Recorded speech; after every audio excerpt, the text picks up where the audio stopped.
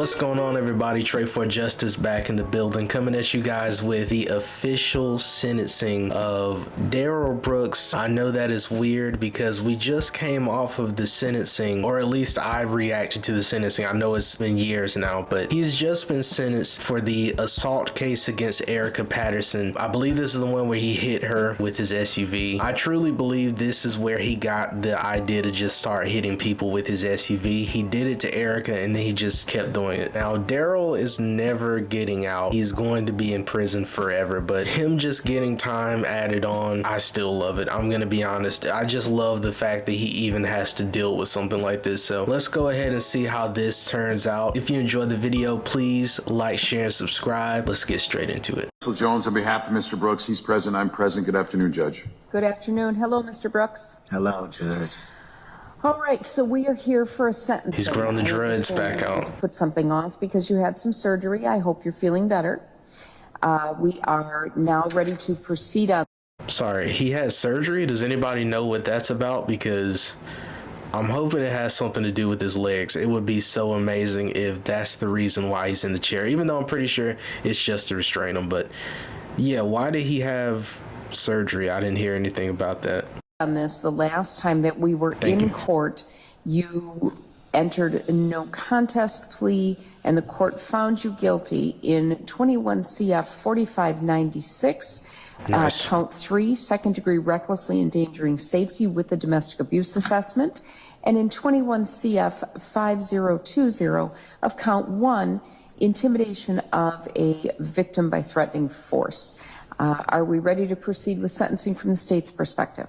Yes. All right, and from the defense? Yes, Your Honor. All right, I'll hear from you first, Mr. Torbenson. With regards to victim notification, we notified Erica P. of today's date, these proceedings. We were hopeful that we would have a victim impact statement from her for Your Honor. Unfortunately, there have been some recent political ads that have featured what happened out in Waukesha that have resulted in recurrent trauma for her. She has chosen not to be here today. She has chosen not to file the victim impact statement. I will hopefully relate to the court as best I can the impact that this has had on her, the enduring impact it has had. Right. But she has made the choice, the conscious and deliberate choice, not to be here today because of that. Okay, first of all, I'm sorry that she's reliving the trauma, but I do want to say the one thing I'm happy about is that Darrell will not have the opportunity to even see her anymore. That was really all this was about. Like, the fact that he dragged this whole thing on, he knew he would be found guilty. He just wanted one last opportunity to basically abuse her in front of everybody and to get some sort of high off of like controlling her. I'm just so glad that it didn't work once again. Everything he tries never works. So what's new? But right now he's sitting in a courtroom completely alone, looking like an idiot, per usual.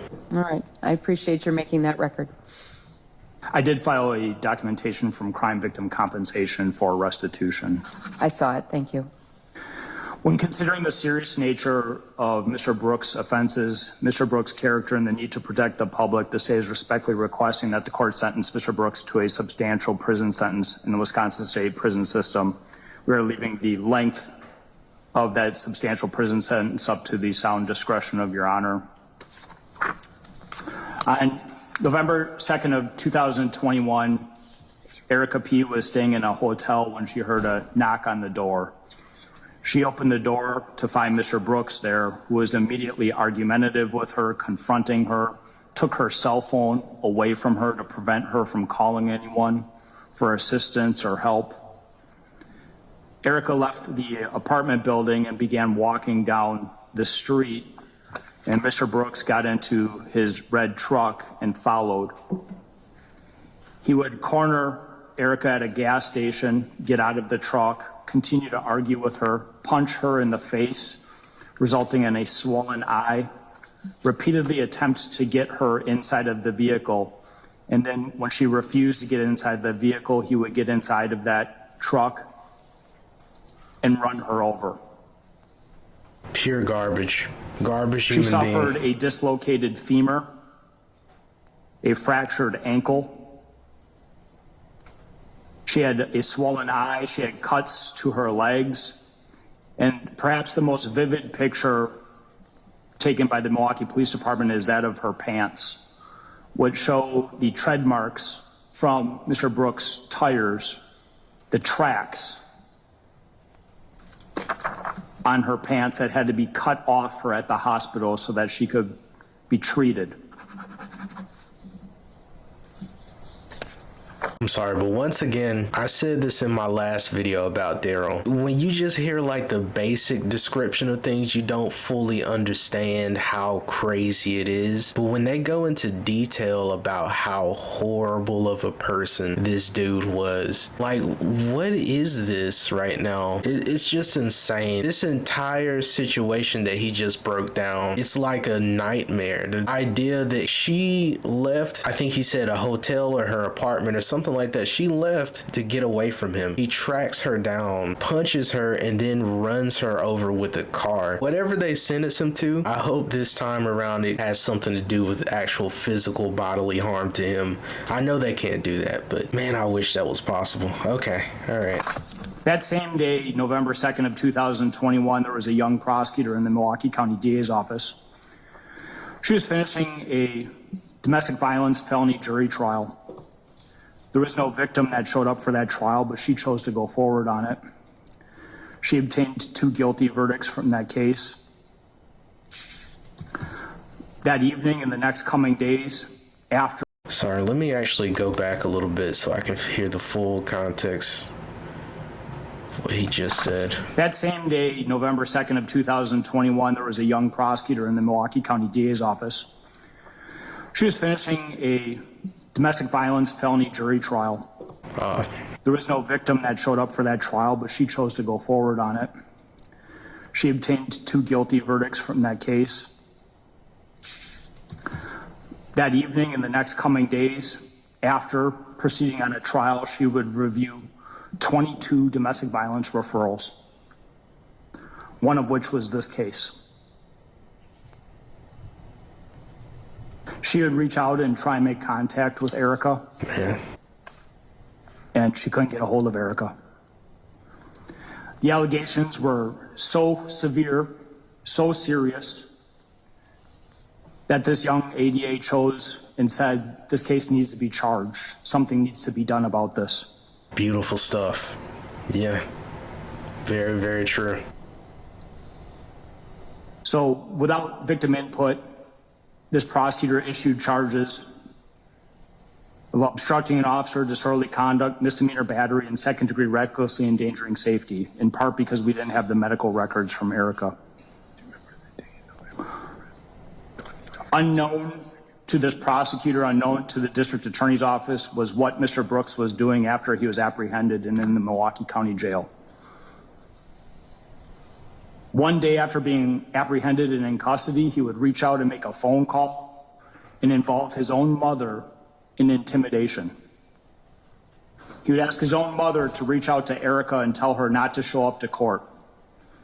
Yeah, see, this is a part of the reason, and I try not to talk about his mom too much. Like, I really try to keep that little bit of separation there. But when you hear stuff like this, and this is one of the things a lot of people told me about, she really seems to be cut from the same cloth as him. I mean, after all, she is his mom. But when you hear this type of stuff, she's helping to intimidate the victim that is also the mother of her grandchild. Like, this stuff doesn't even make sense. I don't imagine most grandmothers, if they found out that their son ran over, I'm confusing myself with all these descriptions, but if the grandmother found out, right, that her son ran over the mother of her grandchild, I don't think a lot of grandmas would like to call them to say, hey, don't show up to court. I think most of them would just want to make sure they're okay, apologize for what their son has done, and feel remorse about. I don't know. When it comes to Darrell and his mom, remorse is just not something that's within the equation. Like, they never have any of that for anyone. It's literally they just do as they please, and we're all supposed to get out of the way. Like, it seems like that's what they really think the world is. But this is his mom. This is who she truly is. That if she didn't show up, or if she told them she was not going to cooperate, that the charges would get dropped altogether. One day later, on November 4th, he would make direct contact with Erica P. His words to her: "Why did you do this to me? You know I love you. Listen, listen, listen. I've come to the realization that I'm not going to leave you. You have my daughter. I know your potential. I know what you can be. I want to marry you.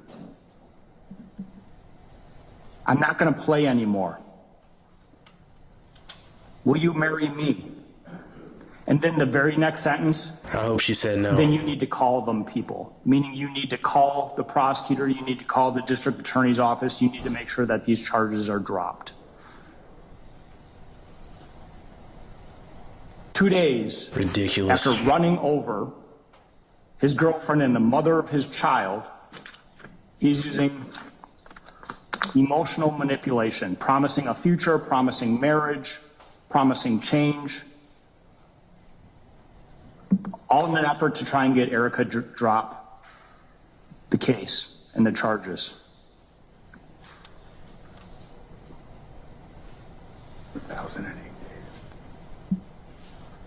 And blaming her, telling her it was his fault she was facing, in his words, 60 fucking years.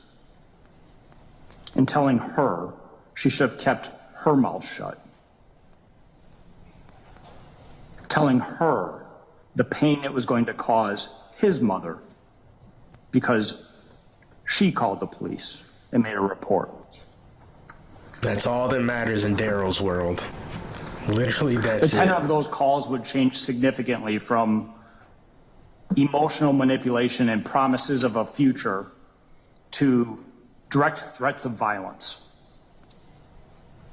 Telling Erica that he had people out in the street watching her, that if she moves, he could tell his people to move, that he could have her taken care of if she didn't make efforts to have the case dropped.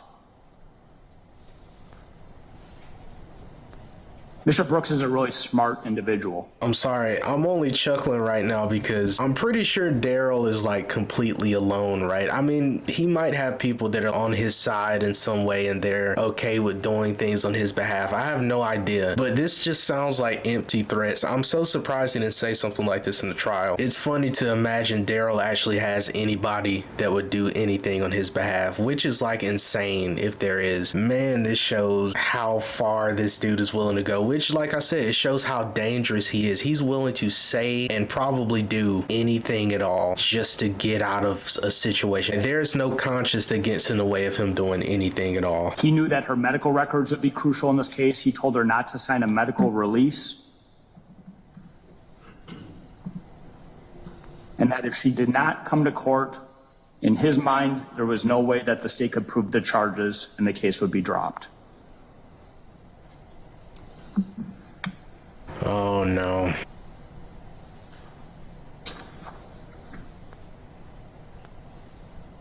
I wonder if that's what's going on here. But he would threaten her safety from the confines of the Milwaukee County Jail. Even in jail, even in custody, he showed the ability to threaten, to manipulate, and to control Erica.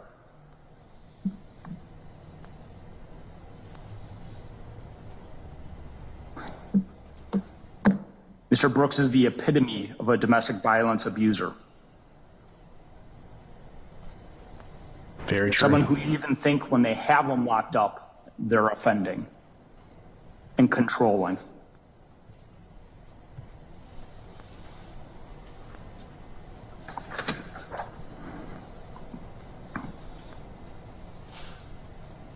Unfortunately, none of that conduct was known at the time that Mr. Brooks was in the Milwaukee County Jail.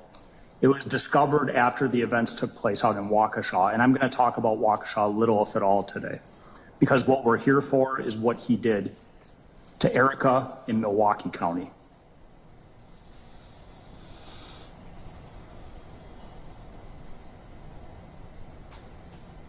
But after the events transpired in Waukesha County, investigators with the Milwaukee County District Attorney's Office went back and looked at his calls, and they found this intimidation, rampant intimidation, multiple calls taking place over a period of 10 days, all in an effort to ensure that she never came to court.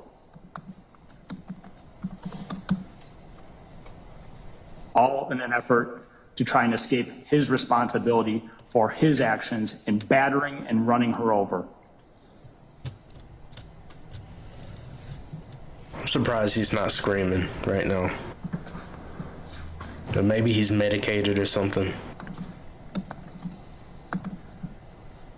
It wasn't just Erica who saw and experienced the defendant run her over on November 2nd, 2021. There was a citizen witness that saw it. That person certainly was traumatized what they observed. Man. But they reported his deliberate actions in battering her and then running her over. This was not an accident, as Mr. Brooks would try and get Erica to portray. This clown.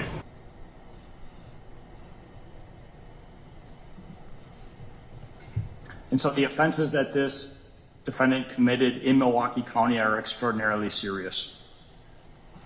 They were life-threatening for Erica. They are life-altering for Erica. They were traumatizing for Erica.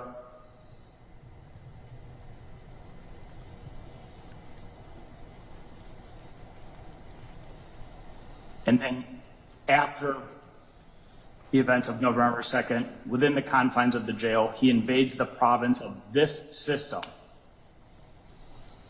A system where we rely on citizens to come into the courtroom, to take the stand under oath, and to tell the truth.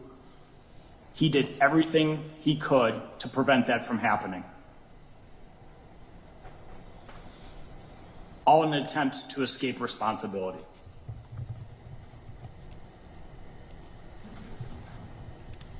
For those actions, he is singly and solely responsible. When considering the defendant's record at the time that these offenses were committed, he had an open criminal case in Milwaukee County that was 2020 CF 2550. He was charged with 2 counts of second-degree recklessly endangering safety and felon in possession of a firearm. That was resolved with a charge of felon in possession of a firearm when the witnesses did not appear on the second-degree recklessly endangering safety. He pled to the felon in possession of a firearm charge to his credit. He was sentenced to 4 years in the Wisconsin State Prison System, 2 years initial confinement, 2 years extended supervision. In 2011 CM 6550, Mr. Brooks was charged with possession of a controlled substance, THC, and misdemeanor bail jumping. He received 180 days in the House of Corrections consecutive on each count. In 2011 CM 1812, he was charged with obstructing an officer. He was sentenced to 37 days in the House of Corrections. In 2011 CF 5366, he was charged with possession of a controlled substance, second or subsequent. He received 180 days in the House of Corrections. In 2010 CF 87, a Wood County case, he was charged with strangulation. He received a probation sentence in that case. He was revoked on that probation. He had a withheld sentence during the subsequent sentencing hearing, who received 11 months in the House of Corrections. Was that domestic violence related?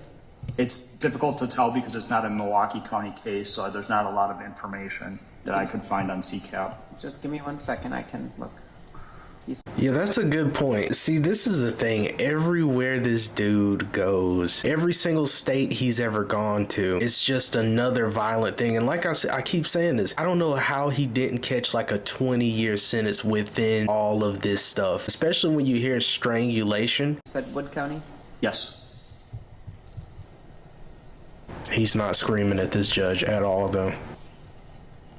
It does not appear to have the assessment, but the facts alleged in the criminal complaint do seem to indicate a personal relationship. Okay. Yeah, my client indicates it doesn't qualify under the DV statute, but it was a personal relationship. I don't know that, but I'm just letting the court know. Understood. I just read that, so it makes sense. Okay, go ahead.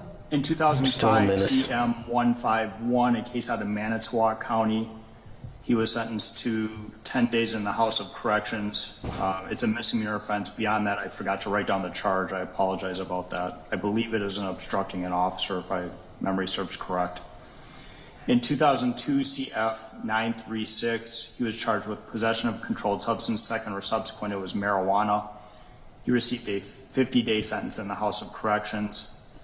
And he has a 1999 felony charge in case ending 4470 for substantial battery. He received a probation sentence. He was revoked on that probation and subsequently sentenced to 2 years in the Wisconsin State Prison System. He also has a sexual assault conviction from January 3rd of 2007 out of the state of Nevada for statutory sexual seduction is the name of the charge. Give me a second. That was the 99 case in Milwaukee? Yes. That grosses me out every time I hear it.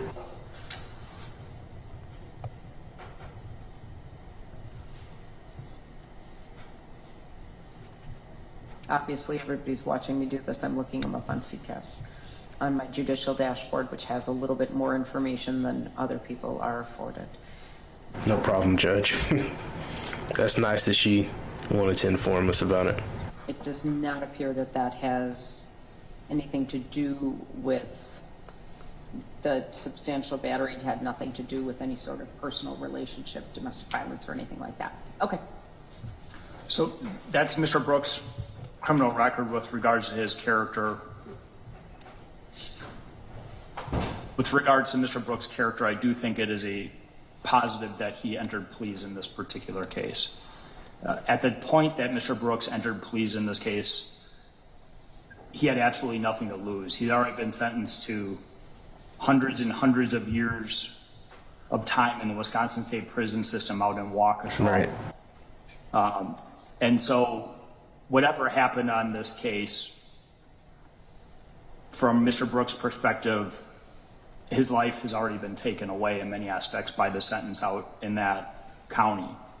And I recognize that, and I give him credit for the fact that despite the sentence he received in Waukesha County, he came into court when the state was ready to proceed and chose to enter pleas in this case. And that's a sign of positive character. I give Mr. Brooks credit for that aspect in this particular case. Not at all.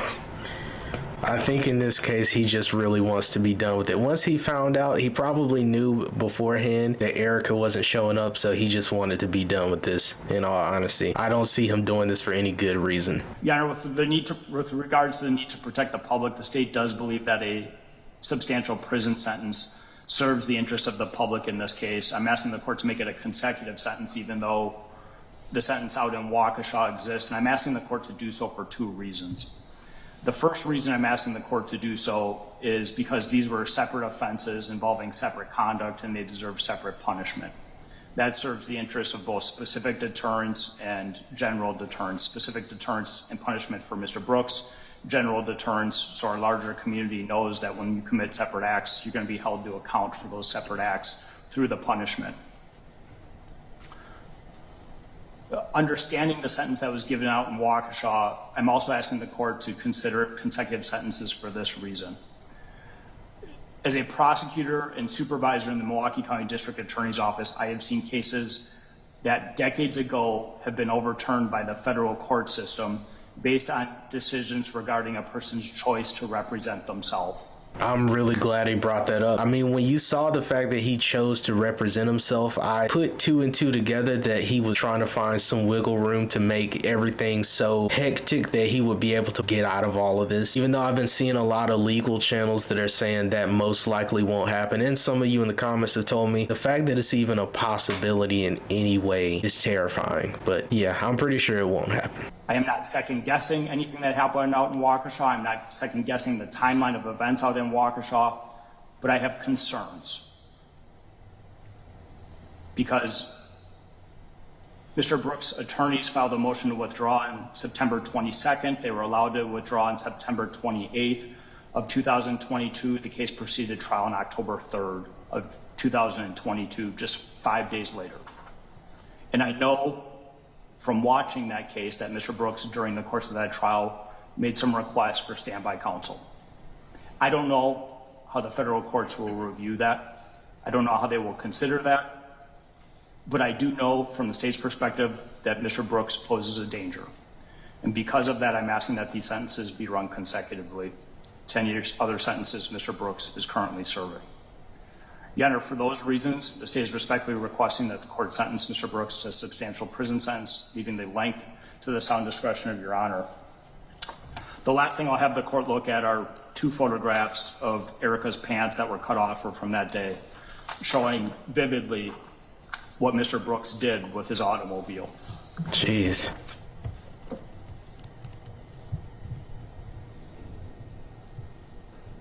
You've seen these, Mr. Jones? Yes. Please, one more life sentence. I've taken a look. Thank you.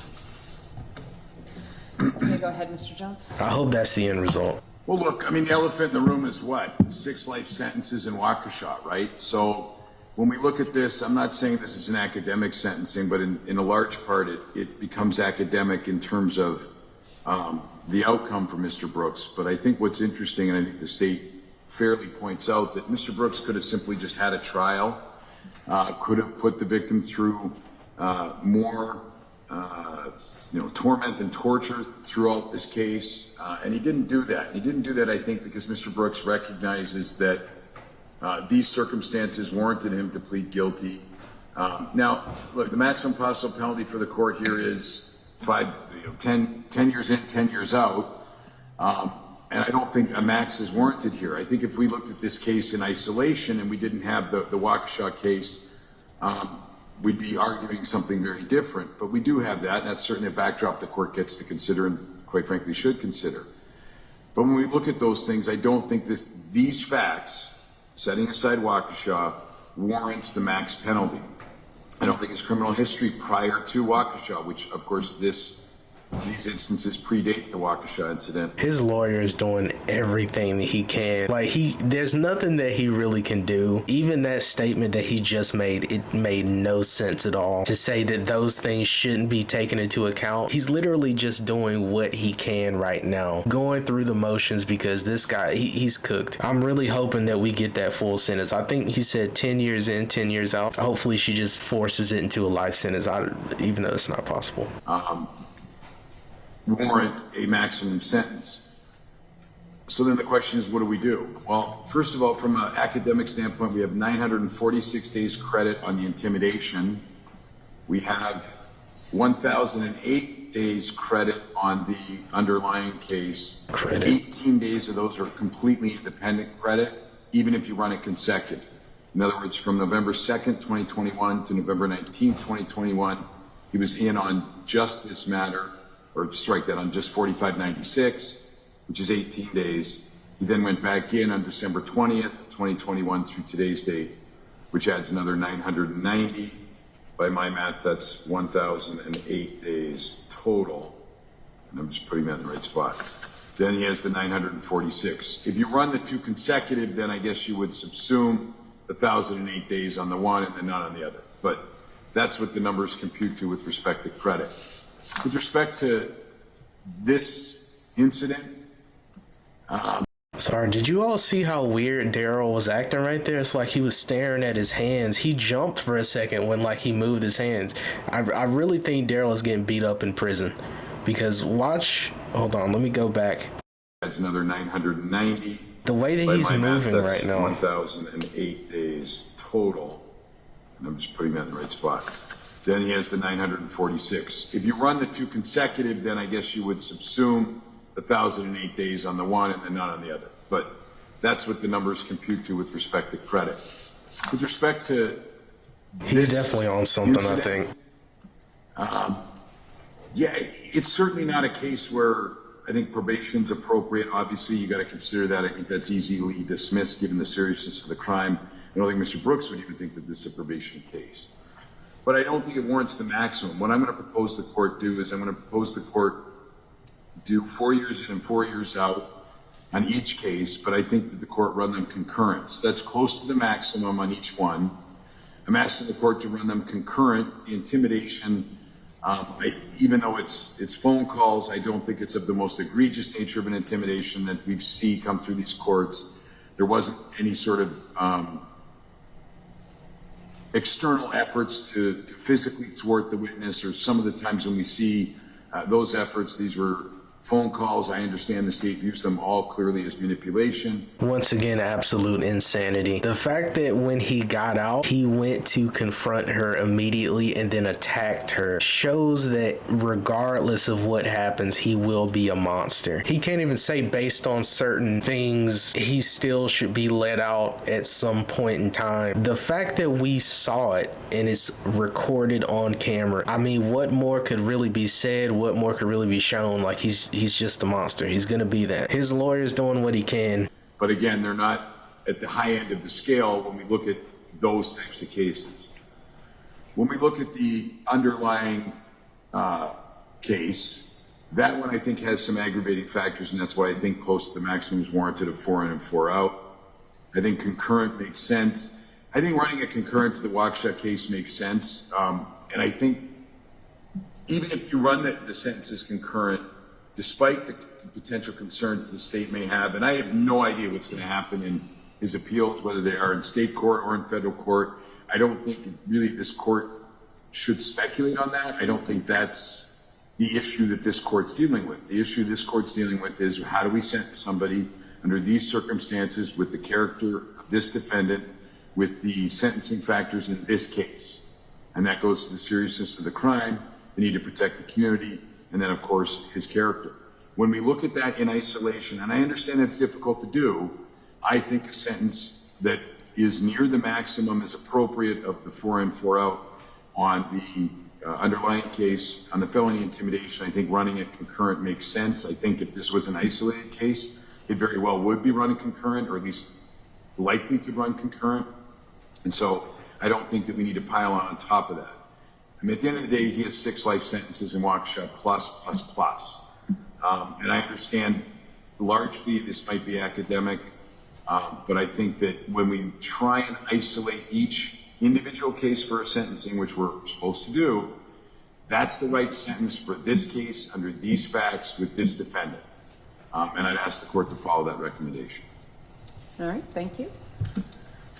Mr. Brooks, what would you like to tell me? Oh no, I didn't know he was gonna speak too. I thought that was gonna be it. Okay. Let me back it up a little bit. Darrell is gonna speak for the first time here. All right, thank you. Mr. Brooks, what would you like to tell me? He's gonna scream or something, right?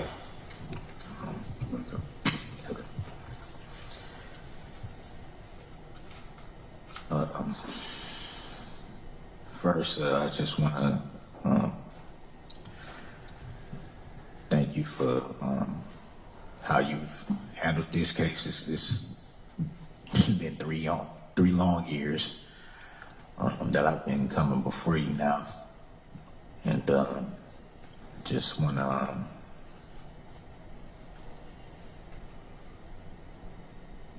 to tell you that throughout these 3 years,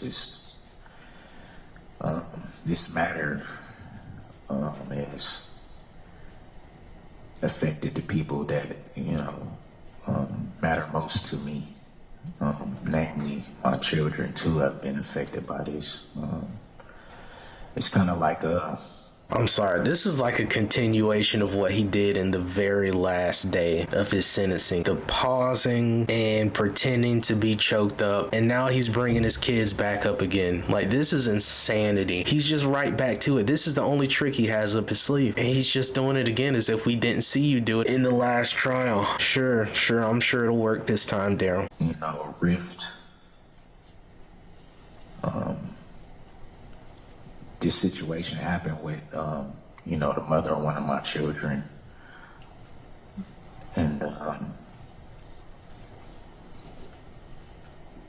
coming from a broken home myself with those types of issues that, my mom went through, I think I have a better understanding at this point now of the way that these can affect kids growing up.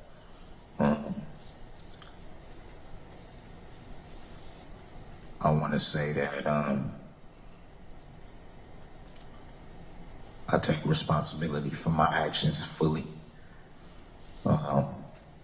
I'm not gonna hide behind anything. I'm a man up. And in these years, I've made the choice to look at those things and decide for myself that the cycle stops with me. You know, I have. Now that is very true. The cycle does stop here, Darrell, which I hope. I hope his kids go on to have really prosperous lives and they have better role models than this guy. I mean, he was never around to begin with, so hopefully they didn't even absorb any of this craziness that he would show them. He's working a new angle now, which is that, oh, I understand how broken homes work because I've experienced it. He didn't use that in the previous trial, I don't think, unless his mom brought it up. Let's just let him get this done and over with. When he gets into this mode, I really cannot stomach hearing it. Okay, hopefully this doesn't last. This video isn't 2 hours. Okay. 2 sons, and I definitely wouldn't want them to be involved in anything that would hurt people they love, or, you know, when they have children, you know, for their children to be hurt in those ways as well. So, that's part of the reflection that I've been doing. I've also, well, it's been difficult because of my situation in prison to actually get things done because of my custody status, but I've taken the initiative to program in those areas, dealing with domestic violence issues, childhood trauma issues, things of that nature. I'm doing fairly well with those, which is something I never had, you know, growing up. And, you know, just to have the opportunity to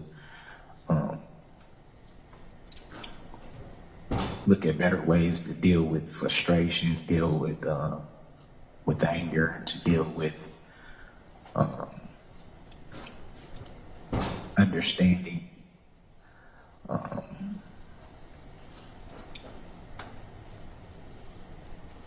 I do also want to say for the record that this is the only type of domestic violence issue that I've had that was any type of personal relationship, and from the aspect of someone that I have a child with. Okay. Yeah, from that aspect. Okay, sorry, I'm gonna rewind a little bit. Did he just say somebody I had a job with? Because I don't remember Darrell ever working anywhere, but I do also want to say for the record that this is the only type of domestic violence issue that I've had that was any type of personal relationship, and from the aspect of someone that I have a child with. okay. Yeah, from that aspect. The Wood County person was a personal relationship, but you did not have children, correct? It was not somebody I knew very well. It wasn't a relationship. It wasn't a romantic relationship type of thing. You knew each other. Yeah, I'm sorry about that. We did know each other, not very well, and there was no romantic connection with that situation.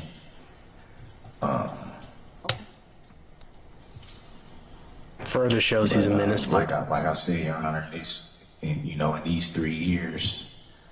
I was just gonna say that also shows the fact that he just attacks people as well, like that are just in his life. But okay, I think he thinks that makes it sound better or something, but that means you're just attacking people. So that's also something I hope the judge looks at. But okay.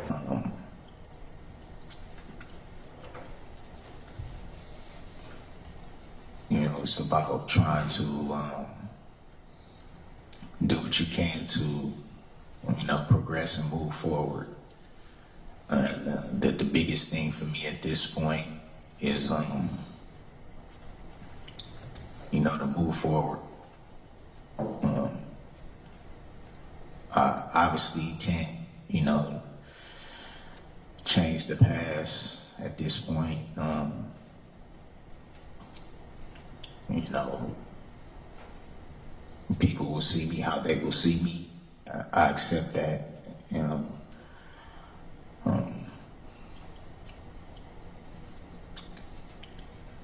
Long But I just pauses. want to say that outside of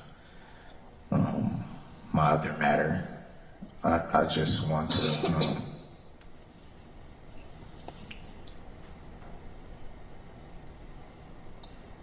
not have the weight of that so much be the narrative in this.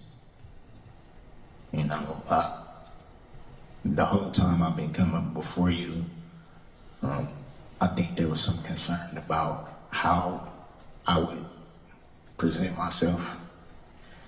I made it my point to show you that this wasn't gonna be more of the same.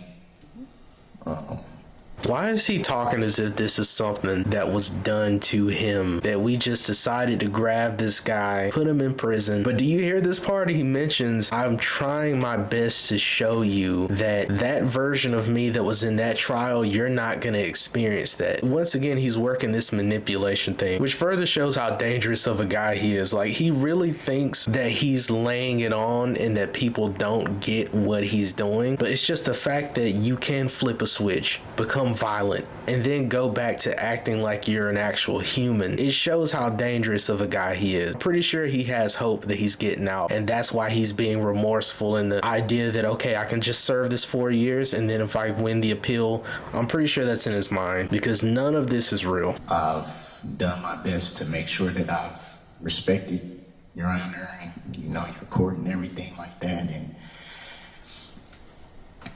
and to try to show the growth that I have been working on in these few years. And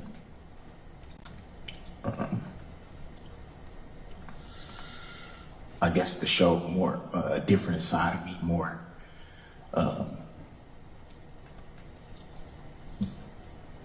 a side that I'm moving towards, the side that I'm on the path towards. And, you know, and that was a goal of mine, to make sure that I didn't make your job harder than it needed to be. And outside of that, I just, you know, want to set my other matter to the side and just be fairly judged on this. You know, and that's why I thank you for the way that you've handled it this entire time, because I can bet you probably like, why is this guy still on my docket at this point? We should have been past this by now. But I think the length of the matter to my favor gave you more of an opportunity to see, like, you know, this is the road I'm going down now. And unfortunately, my situation is what it is. But My situation. I know I'm on the right path. Thank you for your comments. So whenever I sentence anyone, I need to consider 3 separate things: the gravity of the offense, the protection of the community, and the character of the defendant. To address your kind of last point first, I live in the world. I know what happened out west of here. But from the very first appearance you made in front of me, that was after that, you have not been the person that we saw on TV that was there. You have acted absolutely perfectly fine in this court, and I want you to know that I appreciate it.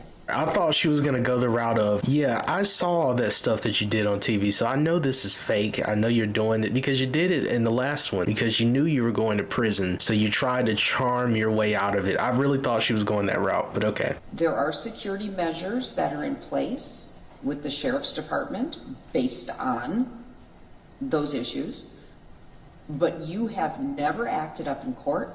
You have never been disrespectful. You have never done anything. You are an absolutely different person as you deal with this court than you were as portrayed out there. And I recognize that, I appreciate that, and I absolutely am separating these issues.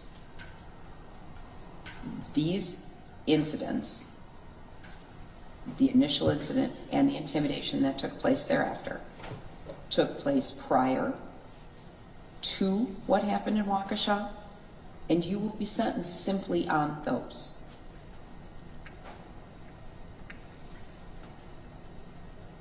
I don't ignore them, they exist, but you have, it is not my issue, that is their issue. So, having said that, I am extremely pleased in what you have demonstrated over these past 3 years with me. Oh boy. Because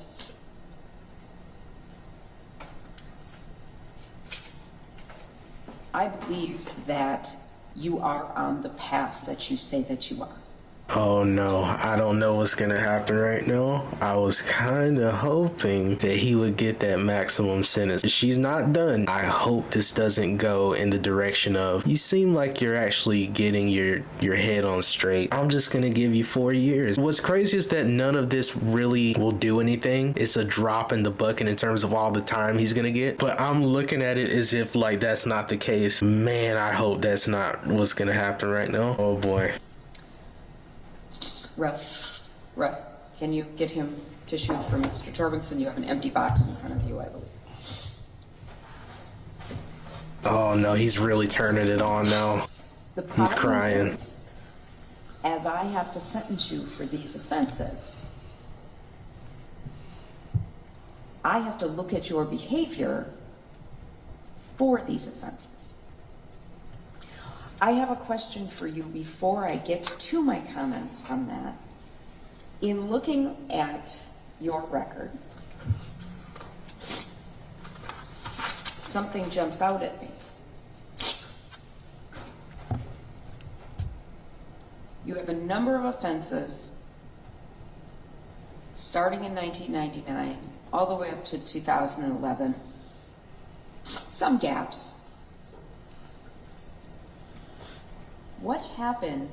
What were you doing between 2011 and 2020? Did you live here? Did you live somewhere else? You don't seem to have any criminal contact. What were you doing? I did live out on the West Coast. Is that when you had that was a 2007 Nevada case? Were you in trouble out there, or were you living a... No, I was thriving, Your Honor. I was thriving. I was working. Had a great relationship with my children.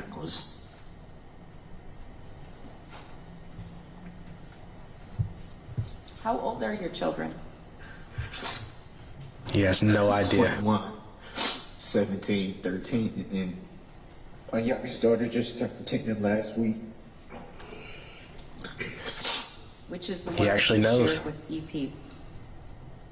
My 17-year-old daughter, who was starting to spell me college.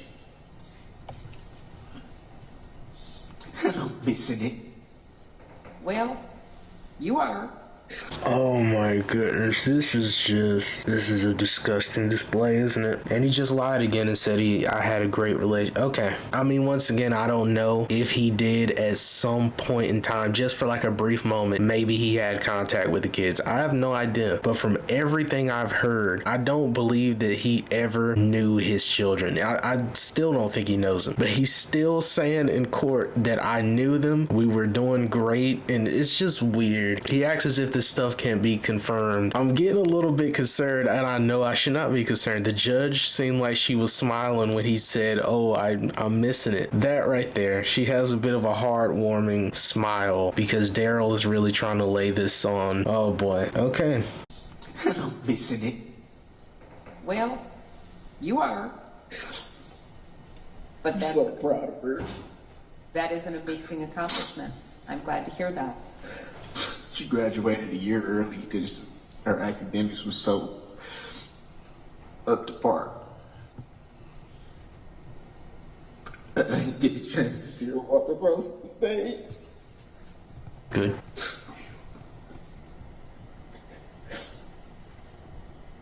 She sounds extraordinary.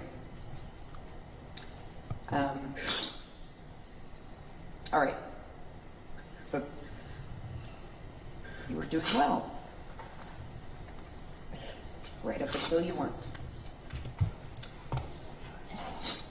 So looking at this,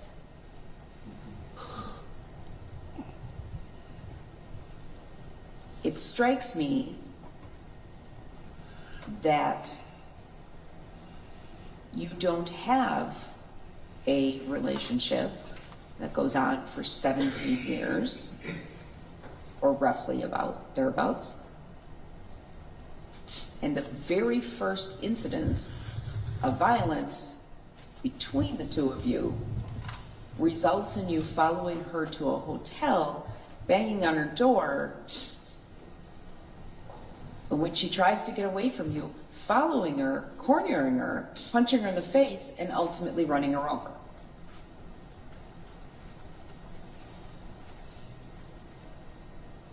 Doesn't sound like a first time thing to me. That was absolutely outrageous.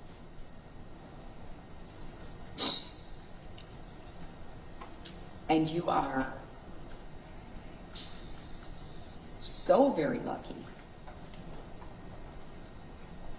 that it was her leg versus her torso or her head, which would have killed her likely.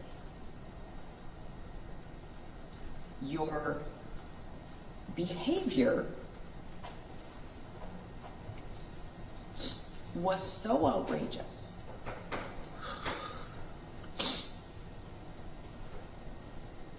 that it can't be downplayed. And I look at that in isolation. I look at that as this is someone whom you've had a long relationship with, whom you have created a child,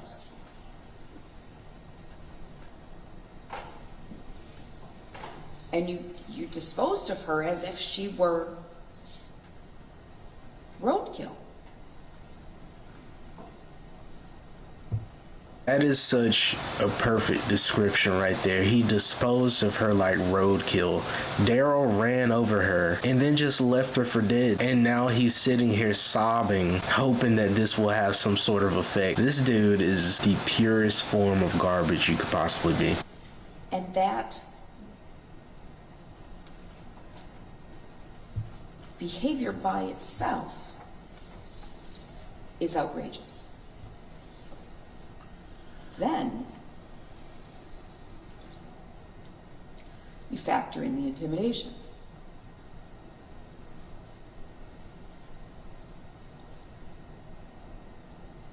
The quotes from that those jail calls, not the usual. Unfortunately, I've seen a lot of intimidating jail calls, that involve let's be together. If you want us to be together, you have to get this dropped so we can be together. And I can show you how very much I love. I've heard that a million times on jail calls. But when that didn't seem to work, you doubled down and intimidated her in such a manner. Mr. Jones may say it's not the worst because there wasn't any follow through, that nobody followed her from her house to court on the day she was supposed to come and testify and ran her off the road or did any of those things. Of course that could have happened, but we were 10 days out from the incident. There was no trial at that point. Who knows what may have happened at some point. This is the very first part where the only thing you're in control of is trying to get her to call the police, call the DA's office and say, I'm not in, I'm not prosecuting. So that was what you had at your disposal, was just to so berate her and so humiliate her and scare her. So as to get her to do your bidding. Because you're locked up, right? So you can't get her. Right. But what you did was you told her, I got guys. I got guys who are going to get you. The minute you walk out your house, they're going to get you. If I wanted you dead, I'd kill you. You'd be dead.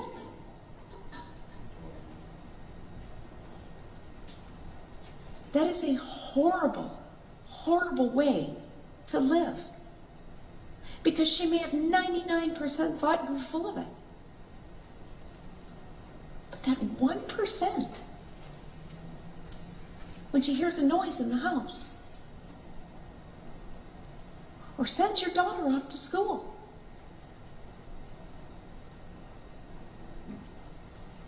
and your daughter in high school, half an hour late, coming home from school, talking with her friends, busy, whatever. And what does that do to EP? Oh my God. Did someone grab her? Is this it? Did he call those guys? Because I didn't do his bidding fast enough.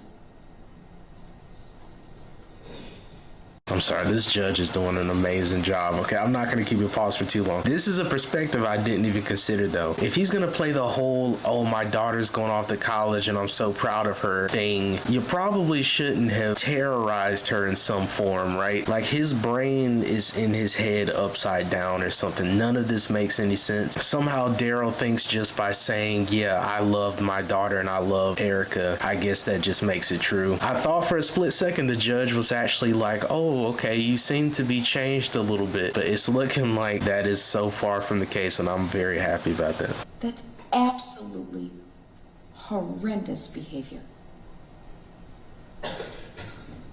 And it is who you were. It's who you demonstrated yourself to be.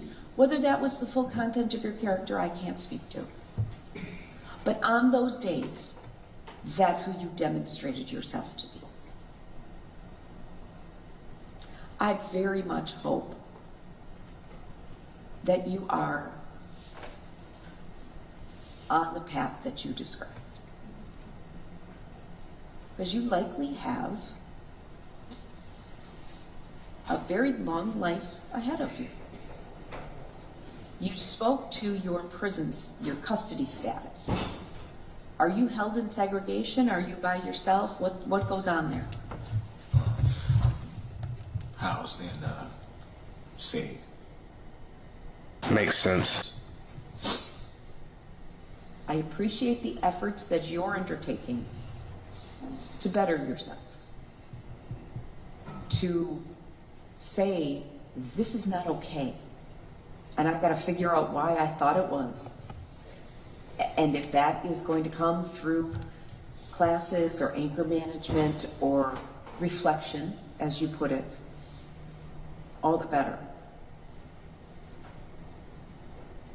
I have no idea, nor am I considering what's going to happen with appeals and all of that sort of thing.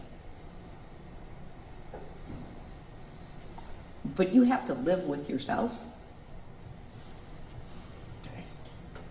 And getting right with yourself is going to serve you as well as humanity. So, the first thing, as Mr. Jones mentioned, is that I need to consider whether probation is appropriate. No one's asking for probation. Probation is not at all appropriate here. Nice. So I reject that. So this will be a prison sentence. You asked, and I promised that I would take this as it was for itself, and I will. This incident happened before Waukesha,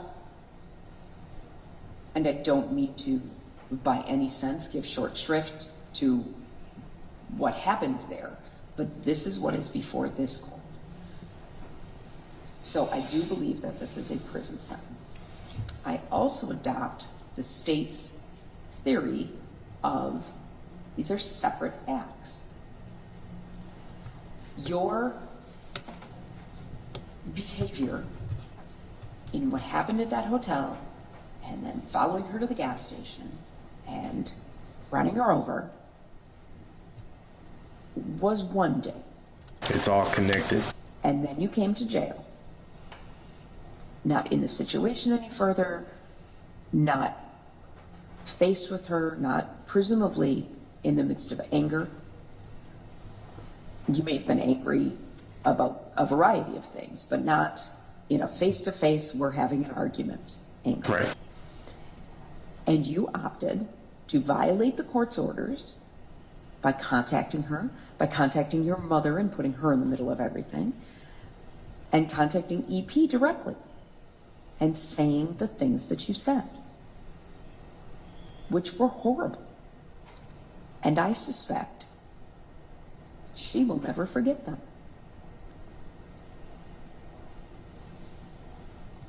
Because after a relationship of that length, you may be a voice that is in her head. And I'm very sorry for her, for that. And you know the disturbing part? Darrell is probably very proud of that. I would not doubt that that's something that he's probably happy to hear. Like, out of all this stuff, I'm sure he's not happy to hear that, oh, it's going to be a prison sentence, even though he's serving life. I'm sure him knowing that he has some sort of long-lasting effect on Erica, that he can in any way, like, still have an influence in her life, even though he is behind bars, makes him happy, because controlling her was the only thing that mattered to him. Like, I really do hope that Erica finds happiness out there and that she can find peace, even though, like the judge said, this kind of stuff, it doesn't leave your mind easily. Conditions of time that you are serving will include absolutely, positively no contact with EP. You have said that your child with EP is 17 years old. The state is not seeking a no contact order with her, are you? With the child? No. No, I'm not going to do that. She's about to start college. She will be in charge of whether there will be any contact. Hopefully none. There is a request for restitution. Have you gone over that, Mr. Jones? There's a stipulation on that. Okay. Restitution in the amount of $656.96 will be made payable to the Crime Victim Compensation Program. You will have to pay the DNA surcharge as well as the domestic abuse assessment and any mandatory costs, fees, and assessments. I'm going to waive any non-mandatory. You don't have the ability to pay any more than you are going to have to pay. So I will waive those due to your inability to pay. What I have ordered will be due and payable from your prison funds at a rate to be determined by the Department of Corrections, then will be payable as part of any sort of extended supervision that you're released on. And if you are, if it's not paid by the end of extended supervision, it will convert to a civil judgment. You are now a convicted felon. You may not possess any firearms. You cannot vote until your civil rights are restored. This was a violent felony, so you may not possess body armor. And if you violate that no contact order, you could face additional charges. I am going to order strike that. I'm going to encourage you. And I say this because of your custody status. I'm going to encourage you to participate in any sort of programming that is available to you. I'm not ordering it because it may conflict directly with your custody situation. And I don't want to put you in a situation where you cannot do something that I've ordered because of your custody situation. So I'm going to encourage you to take domestic violence intervention programming, anger management, and individual therapy.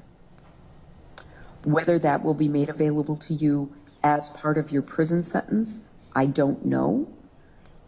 If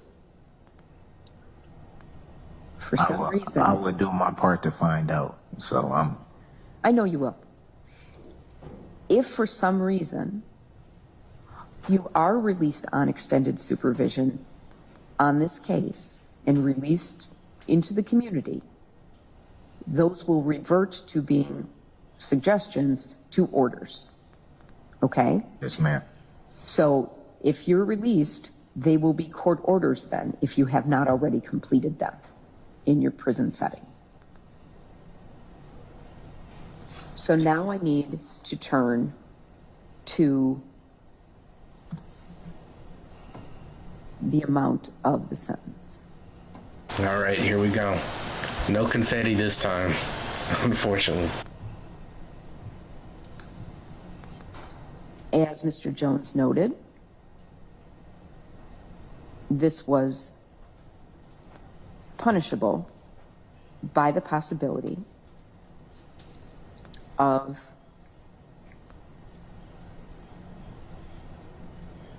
Just throw a life sentence on. Why not? 10 years initial confinement and 10 years extended supervision as totals, if I ran them consecutively. I do give you credit for entering no contest pleas to these charges and not putting EP through a trial. I do take into account the entirety of your situation.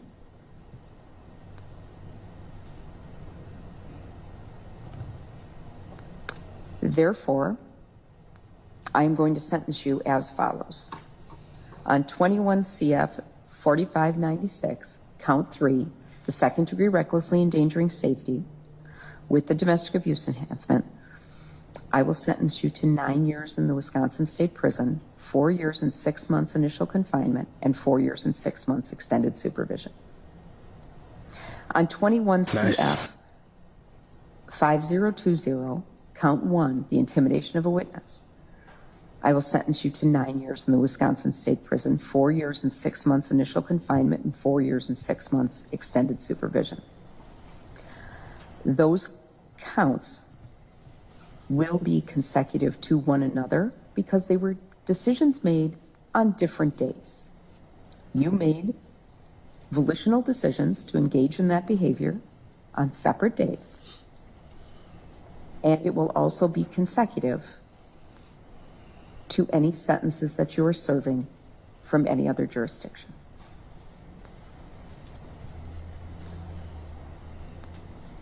That is the judgment of the court. You do have the right to appeal my sentence, and Mr. Jones will go through those rights with you. Nice. I wish you well, Mr. Brooks. All right, he's got some rotting to do. Let's get him out of here. Judge, the credit? He does not have credit given the way Well, that he would have structured. 18 days credit on. 4596. Yep. 21 CF 4596, 18 days independent credit on that one. Did he really just, I'm sorry, I think Darrell just whispered over to him to say, hey, remind her about the 18 days credit. Hold on 1 second. I just put that together. I wish you well, Mr. Brooks. He did. Credit? He does not have credit given the way that he would have 18 days credit on, 4596. yep, 21 CF 4596, 18 days independent credit on that one. All right, so as we can see, Darrell still has hope that he's getting out. He just whispered over to his attorney to remind the judge that he has 18 days served on top of this life sentence. Now, he is going to file an appeal. I'm really hoping that there is no room in there for him to get out in any way. I'm not exactly sure how this works, and feel free to let me know in the comment section, but God forbid, if he does have an appeal granted, can't they just retry him? I mean, I could probably just Google it. I'm always bothering you guys with these questions. I could just Google it this time. Okay, so yes, apparently somebody that wins an appeal can be retried. Like, I don't even want to consider something like that. Let's hope that they don't find anything, and if they do, feel free to just overlook it. This is one of those instances I don't think any of us will be upset. If you do find a little hiccup, just overlook it. I am so happy that he just got more time put onto it. He's already got over 1,000 years, but the more the merrier. I'm glad that he has more time. Thank you to everybody in the comments section that let me know that this happened, because I had no idea. I don't like keeping up with Darrell, so whenever you all tell me something happens with him is when I find out. So thank you to everybody in the comments that told me about this. But I guess we're gonna end this here, and this is probably the last of Darrell we're gonna see for quite some time, maybe until the appeal thing happens, and even then I don't know if they're gonna bring him back out for that. So we'll see how that entire thing goes. But if you enjoyed the video, please like, share, subscribe. I hope you did something good for somebody today. I hope somebody did something good for you, and I will catch you all in the next one.